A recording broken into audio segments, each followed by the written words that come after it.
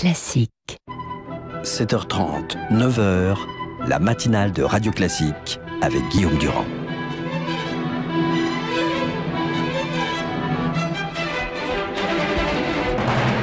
L'invité politique sur Radio Classique et LCI. Henri Guénaud est notre invité ce matin, vous le connaissez, il est parlementaire proche de Nicolas Sarkozy, évidemment. Les sujets sont extrêmement nombreux, nous allons parler de l'émission de François Hollande, de la situation à droite et du drame de la Méditerranée. Vous l'avez trouvé comment cette émission? Si vous l'avez regardée, il faut être sincère. Je ne suis pas allé jusqu'au bout, je suis sincère, très ennuyeuse. Et pourquoi? Parce que le président n'avait absolument rien à dire. Il était dans un exercice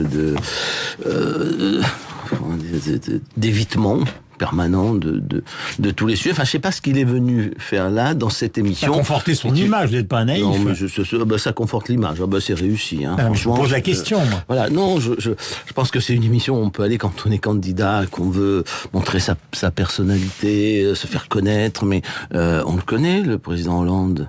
Il n'a pas besoin de venir faire ce genre d'émission en n'ayant absolument rien à dire pendant 2 heures. Même la saisie du Conseil constitutionnel, même la prime d'activité.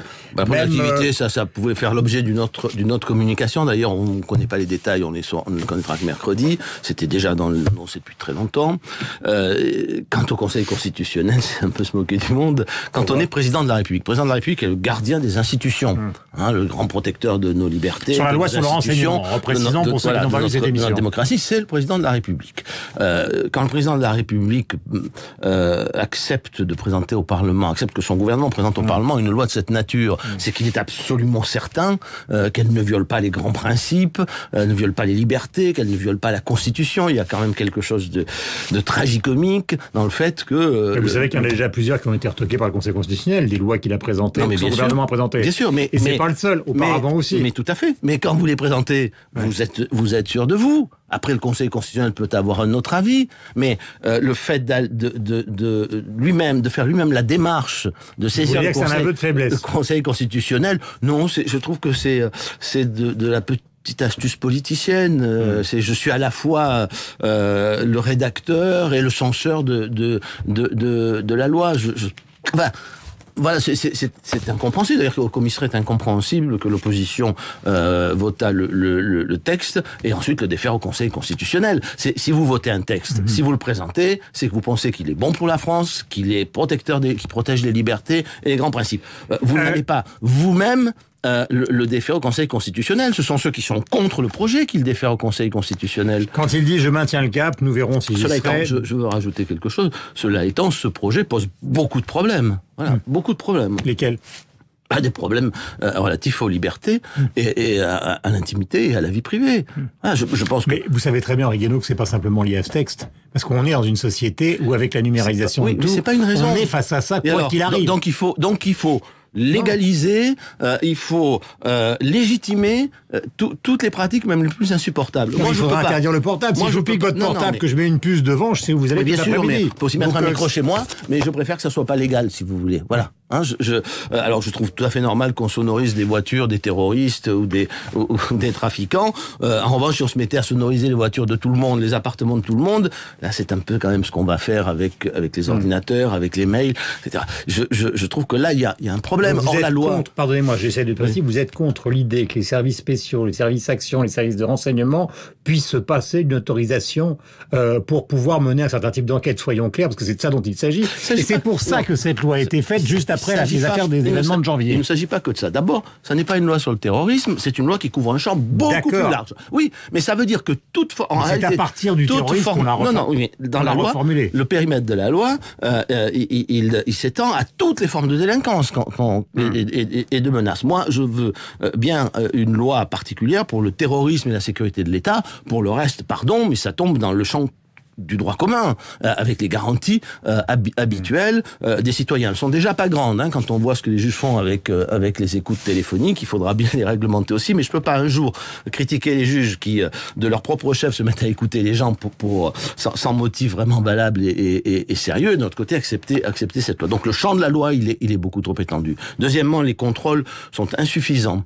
Je pense qu'il est temps qu'en France, on crée un vrai contrôle parlementaire, comme aux États-Unis, avec les même pouvoir que la commission américaine qui contrôle le renseignement. Ça n'a jamais existé en France. Il est temps de le faire plutôt que de mettre 6 parlementaires au sein d'une commission administrative. Mais c'est bizarre parce que la droite, au départ de cette opération... Et enfin... Non, je termine parce que vous allez pouvoir justement répondre à ça.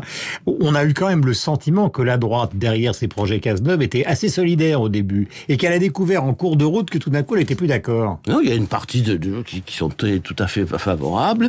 Et puis, il y a beaucoup de gens qui se sont posés des questions, dont moi, en regardant le texte initial.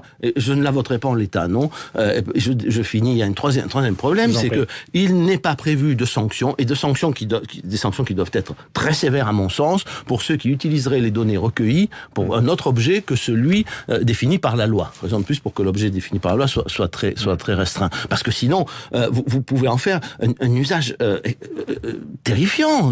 Vous allez ramasser des informations sur tout le monde. Mais d'accord, mais souvenez-vous, enfin, pendant les périodes qui ont été justement juste après les événements dramatiques de janvier, des gens qui appartiennent à notre formation politique, comme par exemple Alain Marceau, ancien juge antiterroriste, ils considéraient que l'un des problèmes qui était posé, c'est que justement les services de renseignement, ils avaient tellement d'étapes plus ou moins administratives à passer avant d'agir que ça devenait très compliqué. Moi, encore une fois, je ne suis pas contre. Mais ça va être... Je ne suis pas contre que les procédures soient raccourcies, que le juge administratif remplace le juge judiciaire. Tout ça est bien, mais il faut un champ défini, il faut un contrôle strict et il faut des sanctions. D'ailleurs, Alain Marceau est l'un des plus critiques chez nous de ce texte depuis le début. Voilà. Donc et puis quand même, on va arrêter sur la... Non, mais on vit dans une drôle de société. Là, maintenant, la question des libertés, elle est posée. Moi, j'ouvre le journal l'autre jour, je vois des écoutes. Je vois le script des écoutes téléphoniques d'une personnalité politique. Bon, qui les a données au journal ? Claude Guéant. La personnalité, en l'occurrence, oui. Qui les a données au journal ? Bon, comment se fait-il que si on écoute... Vous connaissez la réponse ? Voilà, je veux pas...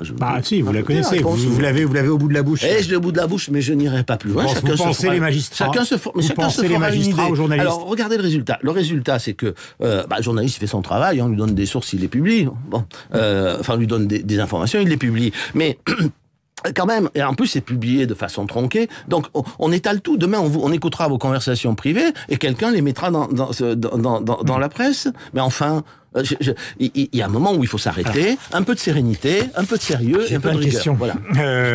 Est-ce que vous sentez quand même une certaine forme de responsabilité de la famille politique à laquelle vous appartenez, qui avec les Anglais est intervenu en Libye, or on vient de vivre un drame épouvantable, et malheureusement les gens fuient la Libye, ils fuient les exécutions, etc. Alors, je ne vais pas faire un raccourci qui serait une caricature, mais il y a quand même un vrai problème. Est-ce qu'on a fait, pardonnez-moi l'expression, une grande connerie en intervenant en Libye ?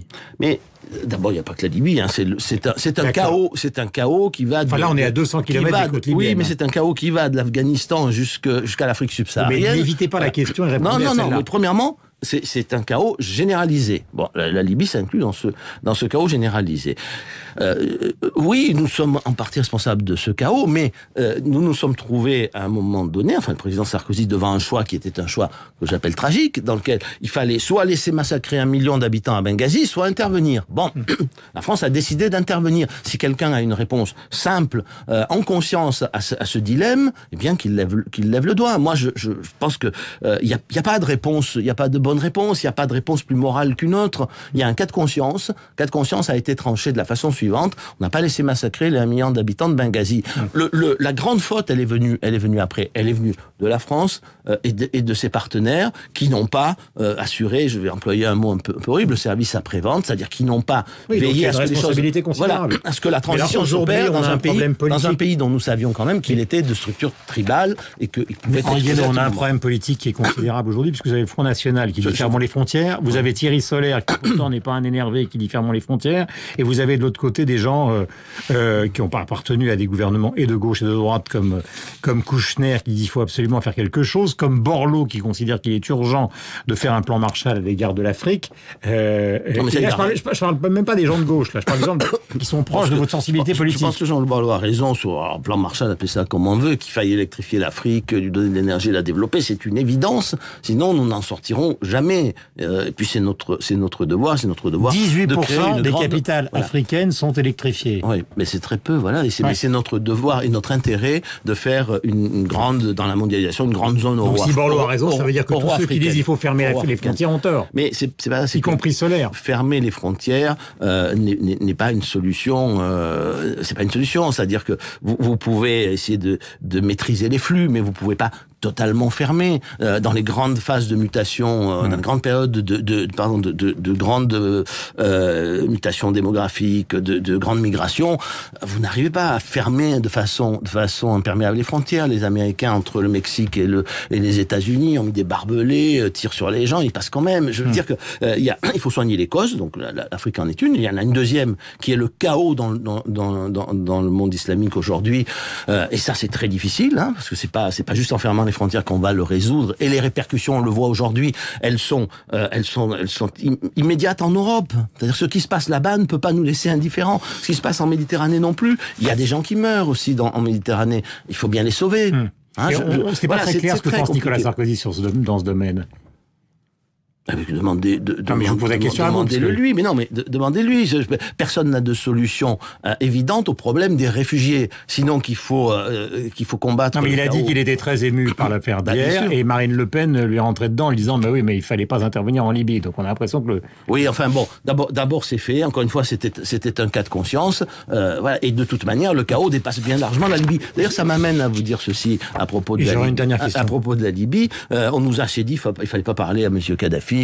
À l'époque où nous lui avons parlé, à l'époque où Nicolas Sarkozy a traité avec lui le colonel Kadhafi, aider les services de renseignement occidentaux à combattre le terrorisme. Voilà une des raisons pour lesquelles, nous discutions avec ce potentat tyrannique qui était en place. Dernière question concerne justement la droite.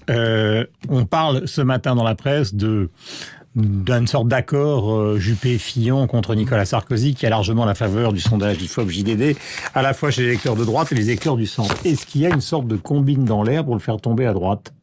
Écoutez, je n'en sais rien. Entre Alain Juppé et François Fillon. Évidemment, quand on fait des primaires, on ramène encore un peu plus de politique politicienne, un peu plus de combinaison, un peu plus de tactique. Voilà.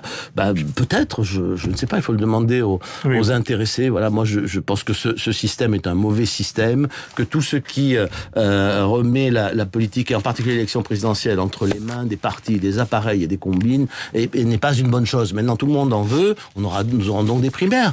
Avec peut-être des combines et des alliances, et puis le peuple tranchera. Henri Guénaud, notre invité ce matin sur l'antenne de Radio Classique. Bonne journée à vous. On va retrouver nos amis de LCI, bien évidemment, et Sophie Poelny sur l'antenne de Radio Classique.